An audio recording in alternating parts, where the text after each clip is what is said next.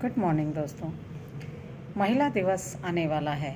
ऐसे में महिला सशक्तिकरण का एक आकलन करना जरूरी है।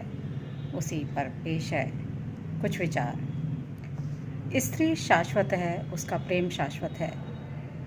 नारायण के वामांग में विराजमान स्त्री नारायण की प्रेम धारा है, शक्ति है, भाव है, व्यंजना है, प्रेरणा है। नारायण की स्त्री सृजन की कल्पना तब मूर्त हुई जब पृथ्वी पर पुरुष निरुद्देश्य विचरण कर रहा था और स्त्री के सृजन के बाद संसार इतना व्यस्त हो गया कि लगता है जीने के लिए समय ही कम है। स्त्री का अप्रीतम सौंदर्य मंत्र मुग्ध करने वाला है जो पुरुष को आकर्षित करता है। स्त्री प्रेरणा है, भावना है, प्यार की अजस्त्र धारा है। सामाजिक बंधनों ने स्त्री के प्रखर तेज को धूमिल कर दिया है। पुरुष के दंभ ने स्त्री की पहचान को छिपा दिया है।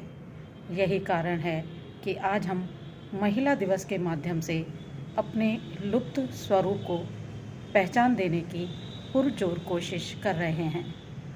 सामाजिक तौर पर ऐसा लगता है कि स्त्री सशक्त हो रही है, उसे आज़ादी मिल रही है, उसे अपने फैसले लेने का हक हम दे रहे हैं। कुछ मायनों में यह सच हो सकता है, लेकिन यह पूर्ण रूप से सच नहीं है। आज भी स्त्री आबादी का एक बड़ा हिस्सा अपने अस्तित्व की लड़ाई लड़ रहा है। संवैधानिक अधिकार हैं, मगर सामाजिक तौर पर उनकी स्वीकृति नहीं है।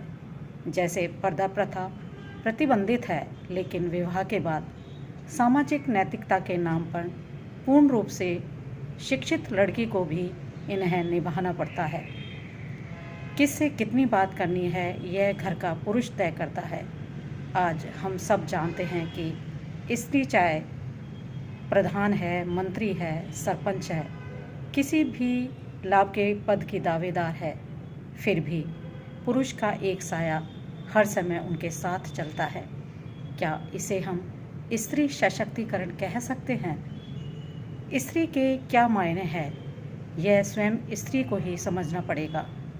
विनम्रता के नाम पर अन्याय सहना किसी एक स्त्री के लिए सराहनीय हो सकता है, जिसे पुरुष एक अस्त्र की तरह काम में लेता है कि वो स्त्री को देखो कैसे सबके सामने झुकी रहती है, कैसे सबका सम्मान करती है। स्त्री की बात करने वाला पुरुष कभी अपनी बात नहीं करता, अपने संस्कारों और नैतिकता की बात नहीं करता। अपने सामर्थ्य का डंका पीटने वाला यह पुरुष पूर्णतया स्त्री पर आश्रित है। फिर भी सामाजिक नैतिकता से बाहर पुरुष पर कोई सामाजिक प्रतिबंध नहीं है। उसके लिए समय की कोई सीमा नहीं है। संपत्ति और धन का उसी से नाता है। एक स्त्री हमेशा संपत्ति विहीन है। ऐसा लगता है कि वही वैराग्य लिए हुए है, जबकि सामाजिक रूप में उसका चित्रण आभूषण लोभी के रूप में दिखाया जाता है। यदि ऐसा है तो उसका आर्थिक आलंबन दिखाई क्यों नहीं देता है, विचारणीय है। मतदान के अधिकारी जरूर है, मगर मतदान के लिए कितनी स्वतंत्र है, यह समझने की बात है। शिक्षा केवल आंकड़े दिखाने तक सीमित है।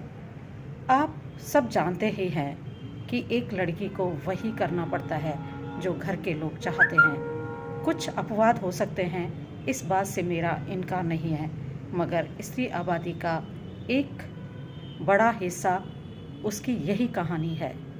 अंतर्राष्ट्रीय महिला दिवस की सार्थकता पर प्रश्न चिन्ह नहीं है, मगर हकीकत यह भी है कि अब महिला सशक्तिकरण के साथ साथ समाज की पारिवारिक इकाई को भी इस विचार को समझाने की ज़रूरत है। पारिवारिक ढांचे में बदलाव लाने की ज़रूरत है। 21वीं सदी के दौर में भी हम बदलाव नहीं चाहते। परिवारों में अधिनायकवादी सोच पर पर्दा डालने से कुछ नहीं होगा। बदलाव होना निश्चित है।